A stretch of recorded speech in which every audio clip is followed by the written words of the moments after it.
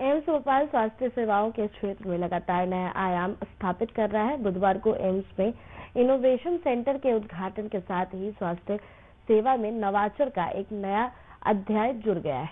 इस मौके पर एम्स भोपाल के सीईओ डॉक्टर अजय सिंह ने बताया कि आज का दिन एम्स भोपाल के लिए ऐतिहासिक दिन है, क्योंकि आज से हम एक ऐसी व्यवस्था को शुरू कर रहे हैं जिसमें हम गवर्नमेंट ऑफ मध्य प्रदेश के साथ मिलकर पीएम मोदी का मेक इन इंडिया का जो कॉन्सेप्ट है उसे हम टेक्नोलॉजी के साथ आगे बढ़ाने का काम कर रहे हैं।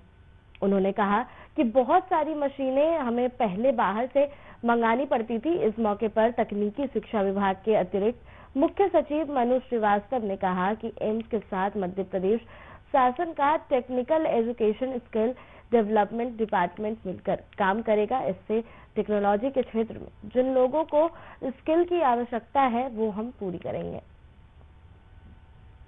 देखिए, ये आज का दिन जो है वो एम्स भोपाल के लिए बहुत ही ऐतिहासिक दिन है, क्योंकि आज अब हम लोग एक ऐसी नई व्यवस्था को शुरू कर रहे हैं जिसमें एम्स जो है वो गवर्नमेंट ऑफ मध्य प्रदेश के साथ मिलके जो टेक्नोलॉजी का हम लोग मेक इन इंडिया का जो आदरणीय प्रधानमंत्री जी का मेक इन इंडिया का है उस पे हम आगे बढ़ने की सोचते हैं। क्योंकि आज तक जैसे कि अभी आपको बताया गया कि जो ट्रेनिंग से लेके बहुत सारे इक्विपमेंट्स हम लोगों को बाहर से मंगाने पड़ते थे, डेवलप करने पड़ते थे। आज हमारे पास एक व्यवस्था है, हमारे पास वो सारी मशीनें हैं जो एमपी में भोपाल में ही उपस्थित हैं, और तो उसमें हमारा जो गैप मतलब मरीजों को ट्रीट करने के लिए जो चीजों को हमको लगता था कि कमी है, उस कमी को पूरा करने के लिए आज एक नया रास्ता खुला है।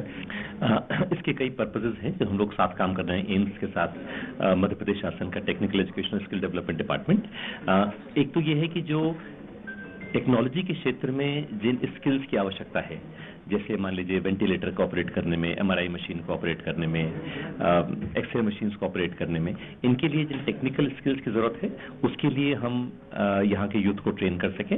उससे कई फायदे होंगे। हमारे हॉस्पिटल्स बेहतर काम कर पाएंगे।